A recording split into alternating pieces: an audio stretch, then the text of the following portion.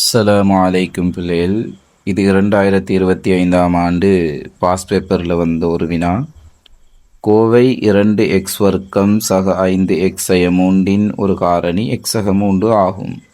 மற்றைய காரணியை காண்க அப்படின்ட்டு வரக்கூடிய வினா. இது அடிக்கடி எங்களுக்கு கேள்விகள்லையும் வாரது, எங்களோட டேர்ம் எக்ஸாம்லையும் வரக்கூடிய மாதிரியான ஒரு கேள்விதான் பிள்ளைகள். இது ஒரு சிம்பிளான ஒரு கேள்வி. நாங்கள் இதுக்கு ரொம்ப கஷ்டப்படணுன்ற அவசியம் இல்லை பிள்ளைகள். கவனிங்க. ஃபஸ்ட்டு பிள்ளைகள் நாங்கள் இதை வேறு எழுதி எடுப்போம்.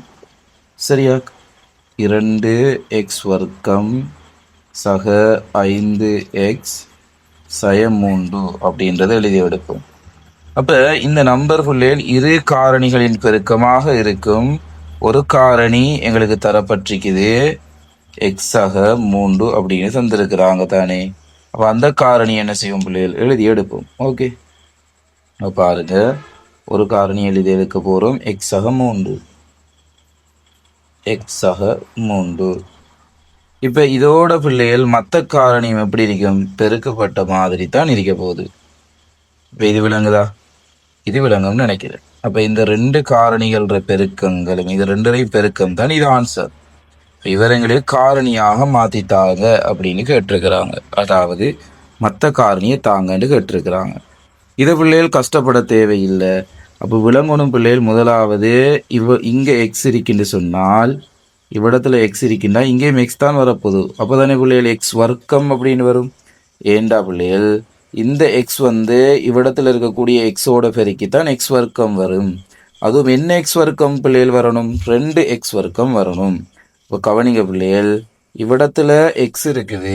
அப்போ இவ்விடத்துல என்ன நம்பர் இருந்தா பெருக்கப்பட்ட நேரம் 2x வர்க்கம் வரும் அப்படின்னு பார்த்தீங்கன்னா பிள்ளைகள், இவ்விடத்துல வர வேண்டியது 2x. நாங்கள் இப்போ இதை அடைப்பு நீக்க சொன்னால் என்ன பிள்ளைகள் செய்வோம்? இந்த கோவையை அடைப்பு நீக்க சொன்னால் இங்கே இருக்கிற எக்ஸால இவரையும் பெருக்குவோம், இங்கே இருக்கிற எக்ஸால இவரையும் பெருக்குவோம். அப்போ எக்ஸ் வர்க்கம் இப்போ வரும், இவங்க ரெண்டு பேரும் பெருக்கப்பட்ட நேரம் தான் வரும். அப்போ இந்த எக்ஸால 2x பெருக்கிற நேரம் தான் 2x வர்க்கம் அப்படின்ட்டு வரும். ஓகே, அடுத்தது பிள்ளைகள் இவ்விடத்துல சய 3 அப்படின்ற நம்பர் இருக்குது. இந்த நம்பரை முடிவு செய்ய போகிறது. இந்த 3 அப்படின்ற நம்பர் இவ்விடத்துல இருக்கக்கூடிய ஒரு நம்பரை பெருக்கிற நேரம் தான் இந்த சய 3 வரணும்.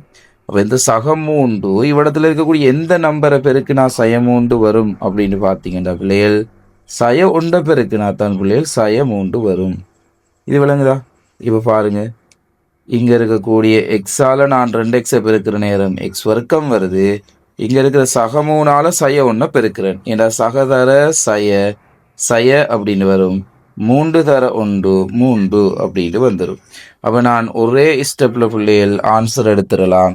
இதுக்கு நாங்கள் காரணி கண்டு கொண்டு இருக்கணும் அப்படின்ற அவசியம் இல்லை.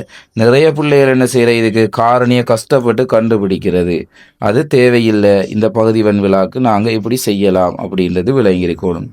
இது விளங்கியிருக்குன்னு நினைக்கிறேன். இதே மாதிரியான வினாக்கள் நாங்கள் அடிக்கடி டிக்டாக் பேஜில் நாங்கள் பதிவிடுவோம் பிள்ளைகள். அதே மாதிரி பிள்ளைகள் நாங்கள் ஆன்லைன் ஊடாக வகுப்புகள் செஞ்சு கொண்டிருக்கிறோம். அதில் இணைய விரும்பக்கூடிய மாணவர்கள் அதில் இணைந்து கொள்ளலாம்.